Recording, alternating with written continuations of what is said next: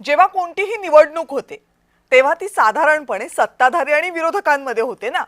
म्हणजे आतापर्यंत तर सगळ्या निवडणुकांमध्ये आपण हेच बघितलंय, पण महाराष्ट्रामध्ये सध्या वेगळीच परिस्थिती आहे। विरोधक कमी आणि सत्ताधारी जास्त अशी महाराष्ट्रातली सध्याची परिस्थिती।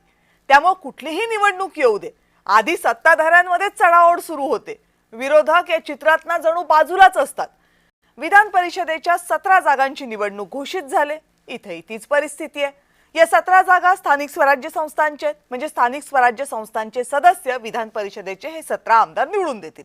वेगवेगळ्या विभागांनुसार या मतदारसंघांची रचना आहे। स्थानिक स्वराज्य संस्थांच्या निवडणुका नुकत्याच झाल्यात आणि त्या निवडणुकांमध्ये म्हणजे अगदी पंचायत समित्यांपासून ग्रामपंचायतींपासून ते महापालिकांपर्यंत सगळीकडे भाजपचाच बोलबाला राहिलाय। म्हणजे स्थानिक स्वराज्य संस्थांमध्ये प्राबल्य आहे भाजपचं। आता महायुतीमध्ये सगळे पक्ष एकत्र निवडणूक लढणार असतील तर मग जागा वाटपामध्ये भाजपचाच वर्चस्व राहणार।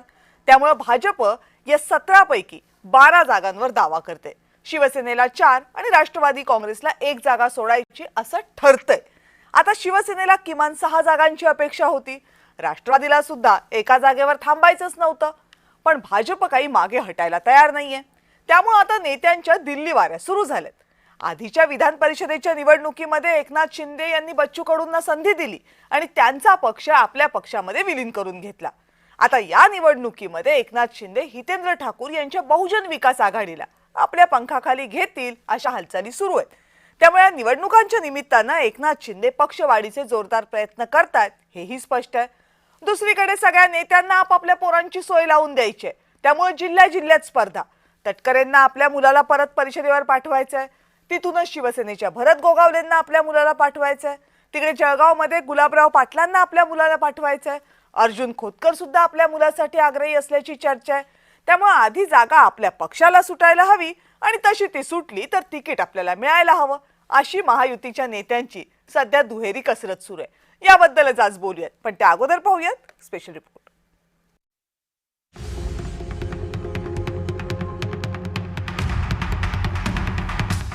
विधान परिषद निवडणुकीच्या 17 जागांसाठी राजकीय घडामोडींना वेग आलाय। जागा वाटपावरून महायुतीमध्ये प्रचंड रस्सीखेच सुरू आहे। जागांच्या संख्येवरून आणि विशिष्ट मतदारसंघावरील हक्कावरून तीनही पक्षांमध्ये चढाओढ सुरू आहे। हा वाद आता थेट दिल्ली दरबारी पोहोचलाय। सध्याच्या संख्याबळानुसार महायुतीमध्ये 12-4-1 असा फॉर्म्युला चर्चेत आहे। म्हणजे भाजपला 12, शिवसेनेला 4 आणि राष्ट्रवादीला 1 जागा। पण केवळ 1 जागा मिळत असल्यामुळे राष्ट्रवादीत आणि आणखी जागांसाठी शिवसेनेत तीव्र नाराजी आहे। पुण्याच्या जागेवरून भाजप आणि राष्ट्रवादीत प्रतिष्ठेची लढाई सुरू असल्याचं सांगितलं जाते, तर ठाणे आणि नाशिकच्या जागेवरून भाजप आणि शिवसेनेमध्ये वाद निर्माण झाले। हा तिढा सोडवण्यासाठीच एकनाथ शिंदे कमालीची गुप्तता बाळगून शनिवारी दिल्ली दौऱ्यावर गेले आणि रविवारी अमित शहांना भेटल्याचं समजतंय। 4 ते 5 दिवसांपूर्वी सुद्धा शिंदे दिल्लीमध्ये गेले होते, पण तेव्हा शहांची वेळ न मिळाल्यानं ते मुंबईत परत आले। दुसरीकडे मुख्यमंत्री देवेंद्र फडणवीस हेही बुधवारी दिल्ली दौऱ्यावर आहेत। कांदा प्रश्नी ते अमित शहांशी चर्चा करणार आहेत। या चर्चेदरम्यान विधान परिषदेच्या जागांवरही चर्चा होण्याची दाट शक्यता आहे। आमची चर्चा त्या संदर्भात चाललेली आहे। साधारणपणे शिवसेनेसोबत नाशिक आणि संभाजीनगर या 2 जागांवर आमची चर्चा चाललेली आहे। राष्ट्रवादी सोबत पुणे या जागेबद्दल चर्चा चाललेली आहे। आम्ही एकत्रित बसून यातनं मार्ग काढू। अजून मार्ग निघाला नाही, पण मला विश्वास आहे की मार्ग निघेल।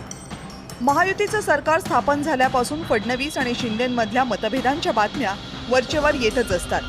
त्याचाच नवा सीझन आता सुरू झाल्याची जोरदार चर्चा राजकीय वर्तुळात सुरू आहे। आता यामध्ये कुणाच्या मनासारख्या गोष्टी घडतात ते येत्या काही दिवसांमध्ये स्पष्ट होईलच। ब्युरो रिपोर्ट, जय महाराष्ट्र।